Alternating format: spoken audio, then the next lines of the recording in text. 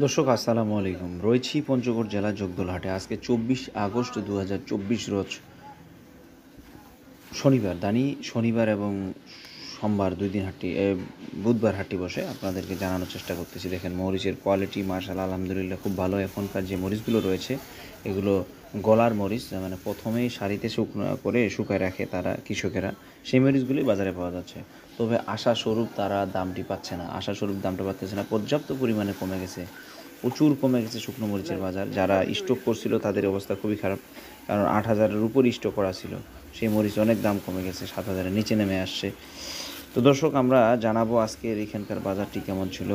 চিকন মরিচ, চিকন বা সেকা যে নামে মরিচটি রয়েছে, সেই মরিচটি 5,800 টাকা থেকে 6,000, 5,800 থেকে 6,000 টাকা মন পার কেজি। 40 কেজিতে 1 মন, 40 কেজিতে মন 5,800 টাকা থেকে 6,000 টাকা পর্যন্ত চিকন যে সেকা মরিচটি রয়েছে। জিরা মরিচ দর্শক, জিরা মরিচ বাজার চলতেছে 7,500 থেকে 8,000 পর্যন্ত, সর্বোচ্চ 8,000 আর সর্বনিম্ন 5,500। যে মরিচে 9,000 টাকা মানুষ স্টক করে রাখছে, অনেক মাইয়েরা কি কোলেস্টোর করছে 9,000-এর উপরে। তো এই মরিচটির দামটা কতটা কমে গেছে, 1,000 টাকা পার কেজিতে কমে গেছে।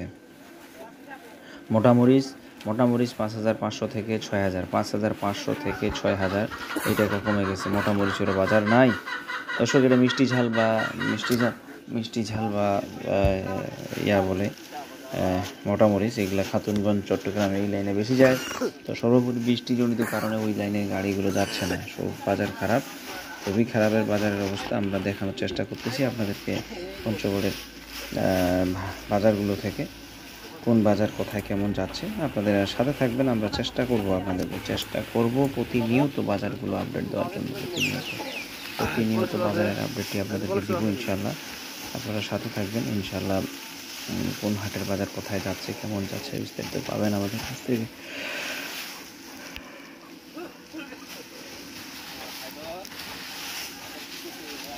শানুর ভাইয়ের নাম্বার দিব দর্শক। শানুর ভাই অনেক ভালো মানুষ। শানুর ভাইয়ের মরিচ দেখেন ভেঙে যাচ্ছে, একদম ভেঙে যাচ্ছে। সেই মরিচগুলি সে তরতাজা মরিচ যেগুলো, সেগুলোই কিনে।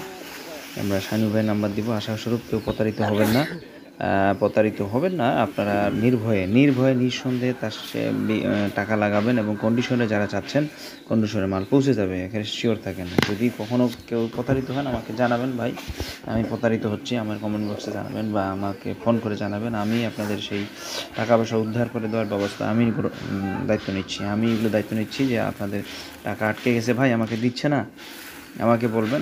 আমি তাদের সবসময় কাছে কিনারেই থাকি, এ ব্যাপারে নিশ্চিত থাকেন। আমি তাদের কেউ যদি টাকা দিয়ে প্রতারিত হন, প্রমাণস্বরূপ যেমন সবগুলো সততার সাথে প্রমাণ দিবেন যে আমি এইভাবে আটকে গেছি, তাহলে আবার আপনিও ফল্টস যেন না করেন, আমি আবার ফল্টে পড়ে যাব। সঠিকটা বলবেন, ইনশাল্লাহ আমি আপনাদের টাকা উদ্ধার করে দেওয়ার ব্যবস্থা করব। আশা করি ভালো থাকে।